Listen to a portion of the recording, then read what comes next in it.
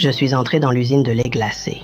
Les femmes étaient cruellement enfermées dans des cages. Lorsque mes collègues sont arrivés, ils ont été stupéfaits par la scène. Putain de la merde, vraiment. Des tubes transparents suspendus dans l'air, remplis de lait frais.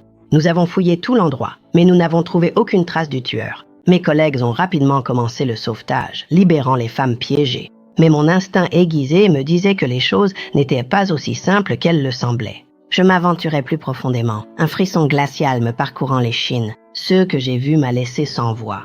Les tubes menaient à un immense réservoir. En dessous, des bébés affamés attendaient. Le lait coulait sans fin, créant un système d'alimentation automatisé. Je ne comprenais toujours pas leur but, mais je savais que c'était l'œuvre d'un psychopathe. À ce moment-là, un cri déchirant résonna au loin. J'ai lutté pour réprimer ma peur, me forçant à suivre le son. Quand j'ai tiré le rideau, je me suis figé. Les murs étaient couverts de mes photos.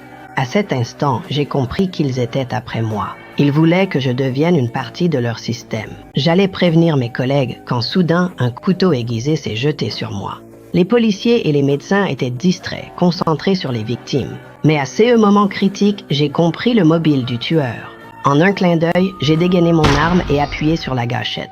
La balle a transpercé le cœur du trafiquant, le cerveau derrière tout cela, celui qui avait causé tant de souffrance. Son règne de terreur était enfin terminé.